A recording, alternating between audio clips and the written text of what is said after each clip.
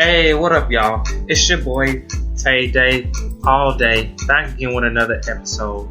And today, guys, I want to talk to you real quick about patience. And matter of fact, today's word is patience. Now, everybody got their idea of, got their own examples of patience. But I want you guys to really know the definition of patience. And I want to talk to you guys about, some personal stuff, just life period, about having patience, you guys. So the definition of patience is actually the capacity to accept or tolerate delay, trouble, or suffering without getting angry or upset. So you have to check someone's demeanor, someone's facial expressions, or you just got to look at that person, be able to analyze that person and see if anything changes about them. And you will know if that person is really calm or not.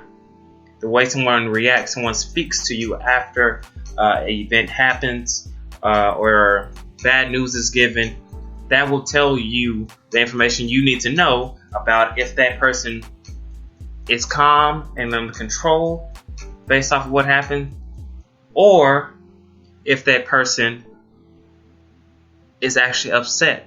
So for all those people out there that believe that they are very patient people, think about that definition. Do you have the capacity to accept or tolerate delay, troubles, or any kind of suffering without getting angry or upset? Because I know that's something I struggle with today. That is probably one of a few things that I believe that happens to me on a daily basis, and something somewhere can happen and I haven't learned how to be patient about something or look at something in a positive way fast enough, especially when I'm talking to my family. It's something that just can happen.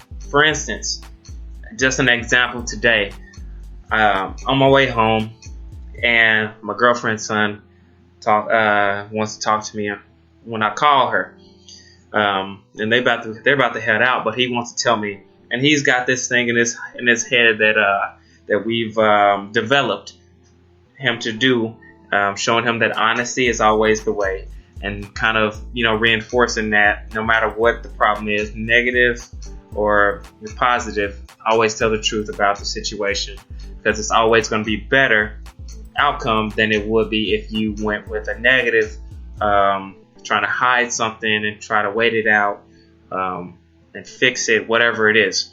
So he tells me, hey, I had the key to the house, and I didn't know he had the key. I had the key to the house, the main key, the original key. Got it from his mom and took it to school with me and lost it. He thought he had it in his gym bag, but he lost it.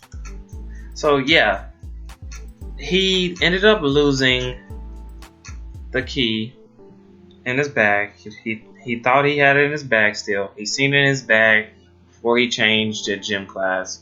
Yada, yada, yada. That's fine. I have no problem with that. But he ended up losing it. That's fine.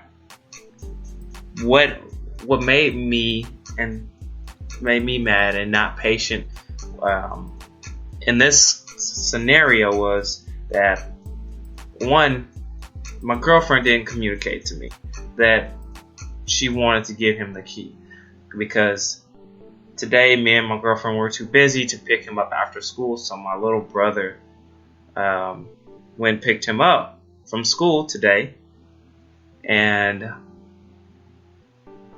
I could have gave him my key because I was the one that was going to be home later, the latest today.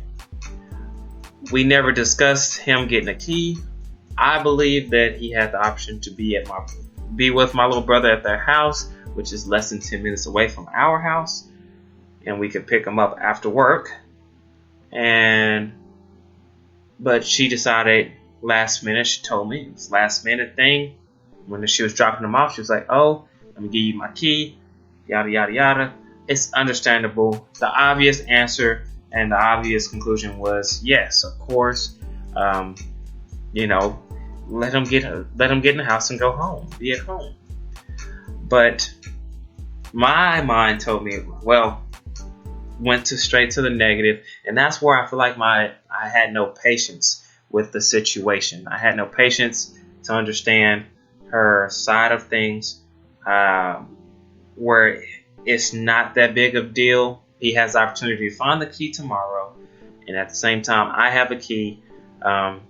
My key is not as good, and it's kind of bent, so I don't know if they'll be able to make a copy out of it.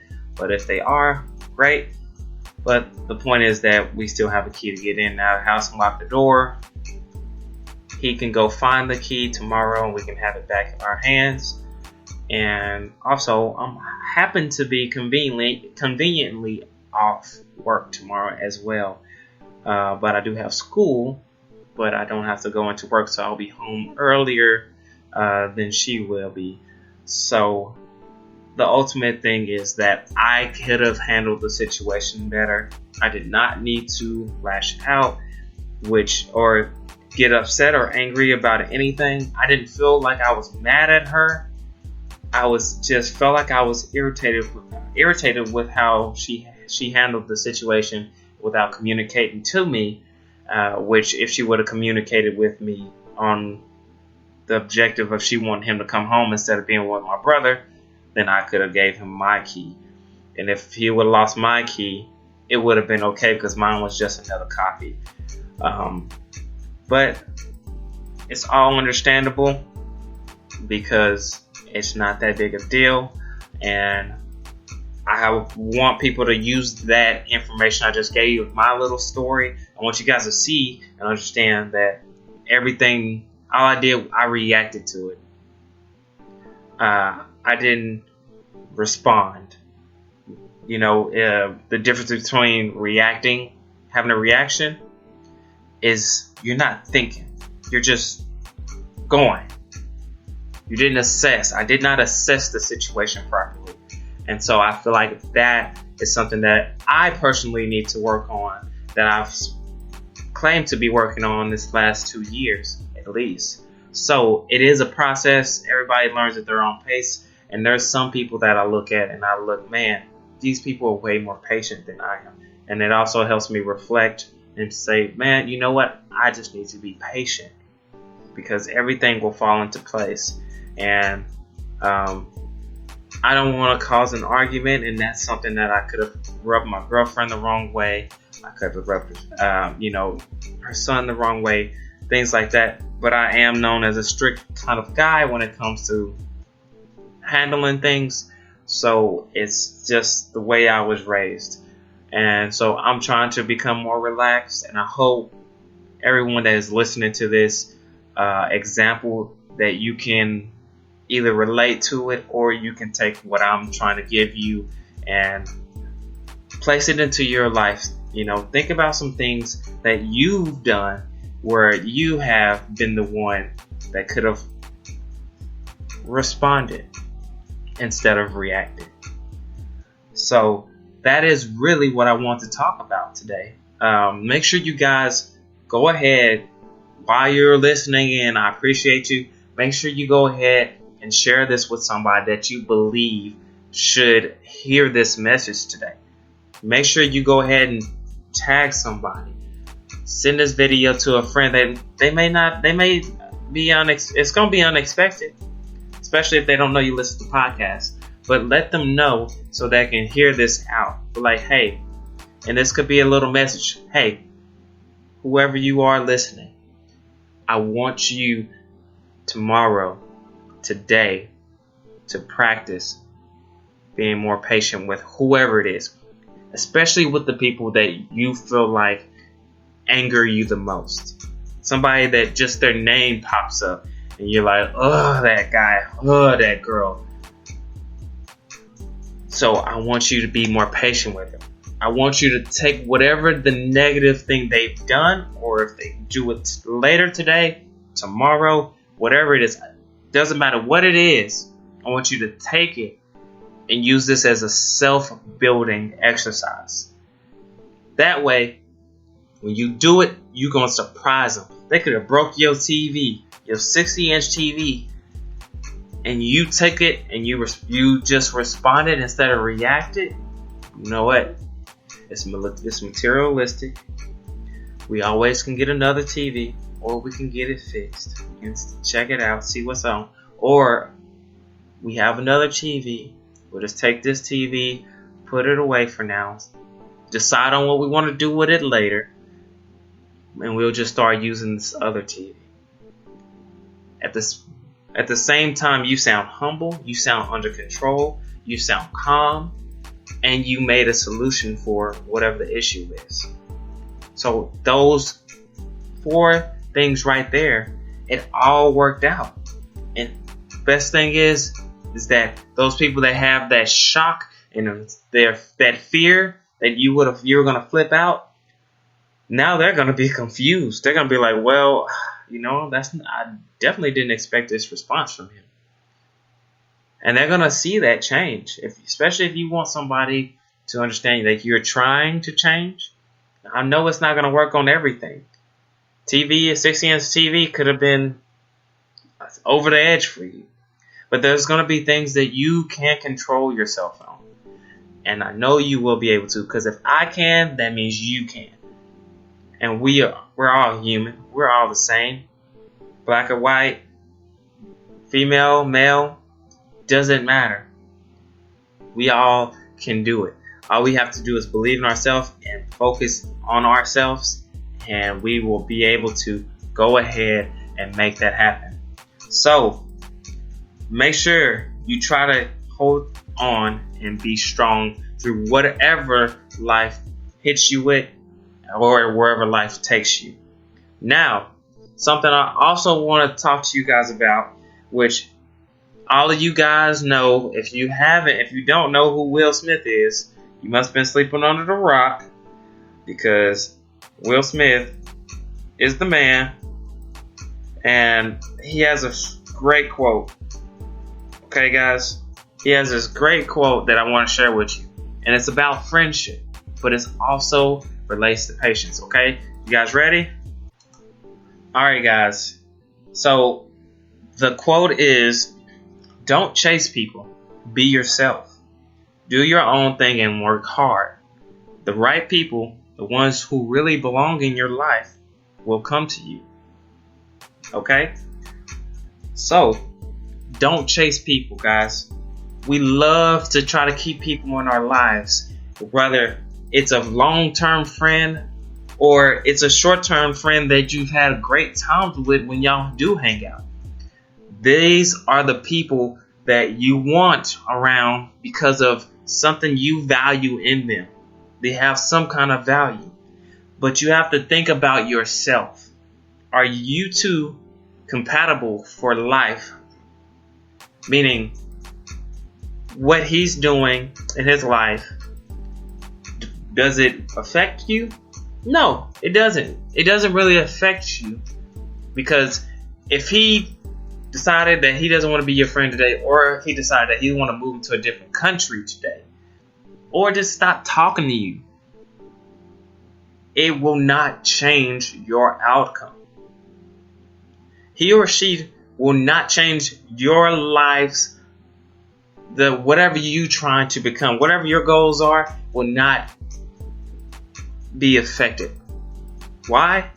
Because if you are being yourself, then you're chasing after your goals, nobody else's. Okay? Nobody else's goals, it's yours.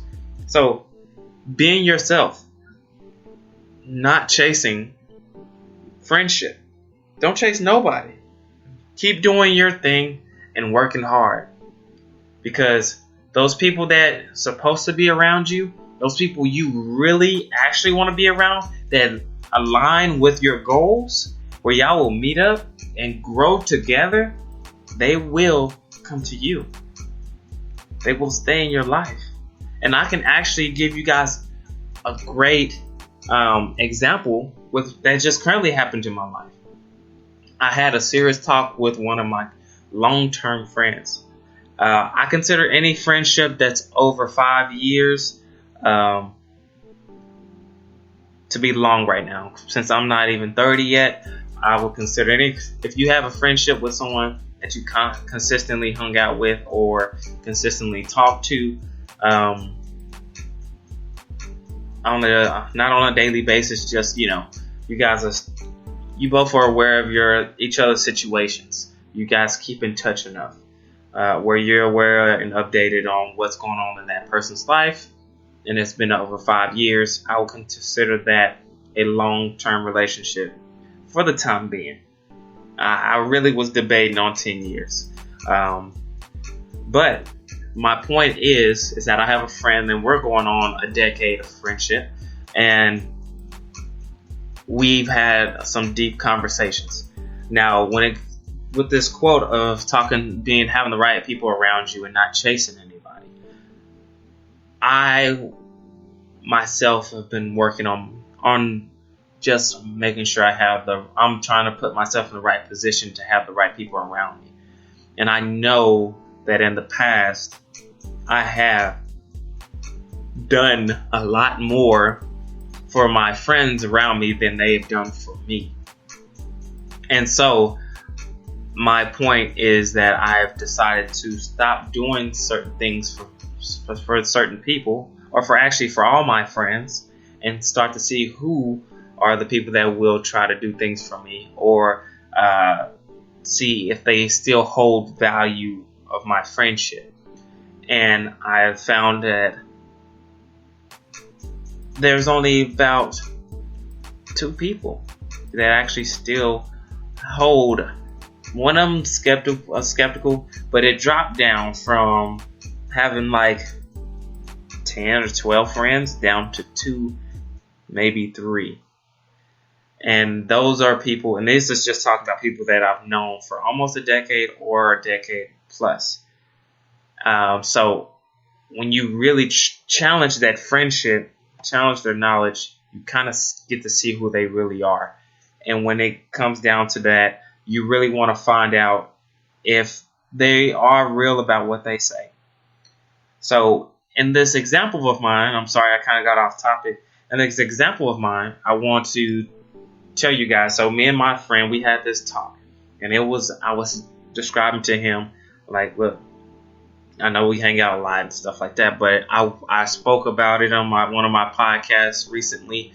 In the last couple of weeks, I spoke about it. I posted about friendship awareness, and so it made me think that, you know what, I think I need to have a one-on-one conversation with my most, I would say, in this state, in the same state that I physically see the most. I need to talk to him so he understands where we are, because he's mentioned before that we are best friends in his eyes, and I have to let him know, or let him, make sure he understands not just where me and him are, but allow him to understand why. So I explained to him why I don't see him as my best friend, because he's kind of told me and told other people that, he's my best friend.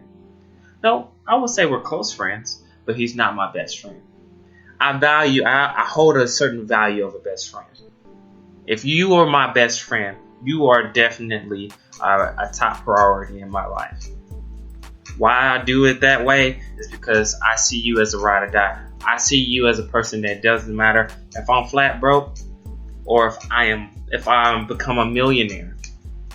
I believe that you would always support me and always be the same person. You will always be yourself no matter what. And also, regardless of influences or anything that I'm doing, you do not. If you don't feel like it's something you want to do, you will keep doing what you are passionate about. You'll keep doing what you want to do, no matter if I'm rich or poor. So you're not a person that want to ride the wave. You're a person that want to still create. But if there's opportunity for you to collaborate with me where I can help you grow for the things you want to do, of course we'll do that. That's a whole different story in my opinion. But my friend and I had to let him know, look, I don't consider you a best friend. We're close, but I wouldn't say that you was a best friend. And the reason why is because he's not a guy that explains a lot of information on what's going on. He's what you would call sketchy. He's a fun guy, no doubt. Funny, talented. He's a great guy. Easily can talk to anybody. Doesn't matter who's in the room. He'll talk to him and he'll befriend you. He's great at that. Only downside is that he's terrible when it comes to talking about seriousness. He's terrible at communicating. When something's going on with him, terrible. He won't tell you what's going on. He will hold the stress in, and it has affected his health, and it's affected his work life, and it ultimately has affected his family or friendships. I've seen it, and he's experienced it, and he's made personal things to try to get back, but he also is backtracking because he hasn't learned how to communicate.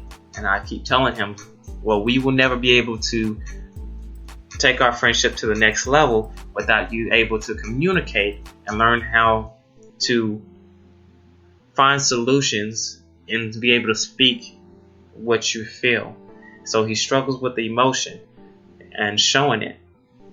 So I had to explain that to him.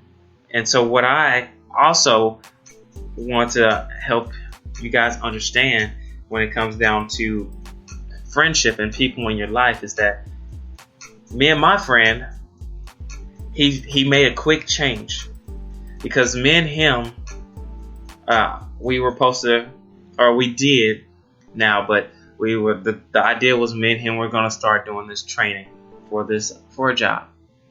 And whenever we went to the orientation for it, we already knew a little bit of information, but we went to the orientation for it and learned some information about it. Of course, the first thing everybody want to know is the first three things. Where is it at? How much does it cost? And how long will it take? So learning all those three things, it was like, man, all right, great. Still pumped about. We're pumped after we leave. Great, we want to do it. Blah blah blah. And then 24 hours later, he comes and tells me he's not doing it. Now this is a sign. And I ask him why. This is a sign. It wasn't. Most people will think that it was the money, but it took me an hour for him to tell me one sentence. And that one sentence was that he hasn't, and it's the first sentence towards progress also, but it was one sentence to let me know that he's trying to be emotional now. He's trying to let me know how he feels and what's actually going on deeper in him. And he was telling me that, well, I've invested in myself before, and it didn't turn out so well because I stopped doing it. I thought I wanted to do it, and it didn't turn out. And I've invested a lot of time and money into it, and I'm not even doing it anymore. I don't even use it. And I told him, that's great that you did that. Look, I was proud of whenever I heard you did that. He actually disappeared. I didn't know where he was at. But he was focusing on himself and trying to better himself, invested in himself, and he went and did it. But he didn't like it. And that's part of life, guys. For you to go out and try to experience something new, something totally different, learn it and pass through it, get all the certifications and or information that you need for it, and try it. That's the same thing as starting a business. You invested in yourself. I'd rather you invest in yourself all the time rather than invest into someone else and trust that they'll pay you back. after they have been successful. Because if you invest in someone else and they fail, you're going to look for some kind of return. But investing in yourself, you get to make the decisions. You get to make the outcome. You design everything, the decision making, the planning, the hard work, all of that. So my friend tells me that he can't do it, but he tells me why almost 24 hours after that. So total of 48 hours now. So now we're from Monday till Wednesday. And so I'm like, okay, all right. I'm not going to try to convince him more than I have to. All I do is ask him why. Ask him questions so he can allow him to communicate to me what's going on. And then once he tells me, I say, okay. I'm not going to be pushy on what he needs to give to me, but I will communicate to him the reason why we won't be able to grow as a friendship. Or maybe, whatever he would maybe like. And then I put it in his hands to decide how he wants our friendship to be on his side. Because I've already decided that our friendship isn't going to grow if this doesn't change. And he decided, okay, I'm going to find another solution. Because he already told me he wouldn't do it. He wasn't going to do it anymore. And that's what I expected from him. Without having to tell him, that's what I expected from him. Because this is what I believe his reaction is, because I pay attention to him. And I made him a kind of a priority in my life. So once he got done with that, I was like, all right. Well, then he decided, we weren't even talking. He decided later that day to hit me up. He asked me, well, what's the number to the people to the place of the training? He's gonna talk to the lady or the guy, the instructor and stuff. He's gonna try to see if he can work something out. But remind you, he had the money to pay for it, straight up in full, but he did not want to invest in himself. So he got the number. I called I already spoke with the lady, but he called them. They didn't answer. I was at work at the time when they didn't answer. When I got off work, I called him and I was like, hey, blah, blah, blah. I talked to him. And the lady actually, from me just asking her a few questions, she gave me more information that may help me out as well. Because the way I was going to do the training is I was borrowing money from my younger brother, from the money that he received from his accident his freshman year of high school. So my little brother actually was going to lend me the money so I can pay for my pay for my training. But my friend had the money, and he just didn't want to invest in himself because he was scared of what he would do. And I told him one word. I said bootstrap. And I've talked to you guys in previous podcasts about bootstrap. Bootstrap means put your head down, get your ass in the dirt. Put your ass down and don't fucking think about nothing else. Just think about what you need to be doing. Focus on what you want, your goals. Don't think about complaining about something. Don't think about how hard work is. Just do the damn job. Do what you need to do because you already know. You already have it planned out. And that's the hardest part. Execute. Execute what you should be doing, guys. And if you execute, then you won't have to worry about this and that. Because all you need to do is you do it. And you will receive your goal. Because you already know what you need to do. And you know what? My friend, he called me, contacted me, we talked.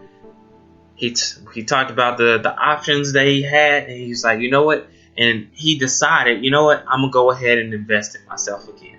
He decided this on his own. But then I talked to the lady, and she told me about this scholarship from AT&T.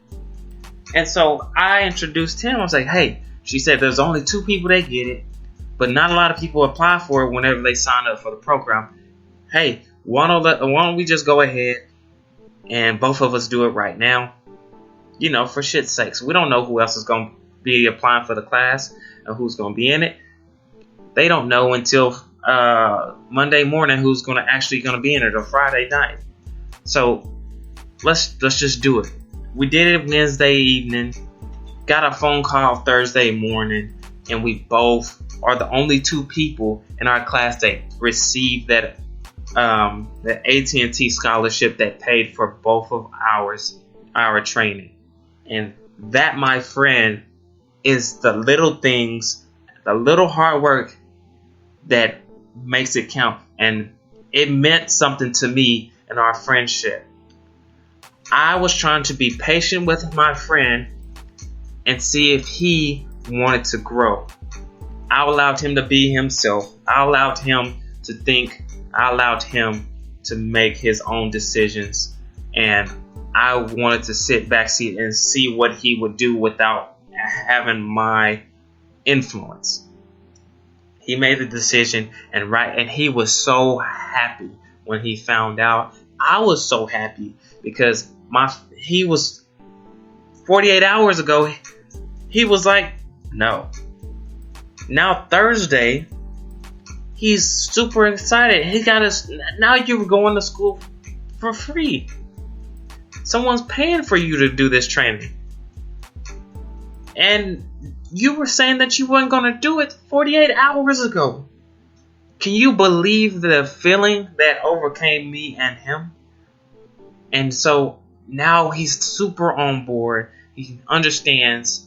And then on top of that, getting that scholarship is just icing on the cake. It's that bonus that gives him way more confidence in himself. And hopefully whenever he has another opportunity like this to invest in himself, he does. And just continue working hard and communicating with people. He's just so much happier. And I feel like our friendship is going to be a lot stronger due to that. So everybody that made it this far in the story in today's podcast, I want to thank you for listening in, and I hope you understand my story and my message. I know I went off on tangents, but hard work pays off. Put yourself in the dirt.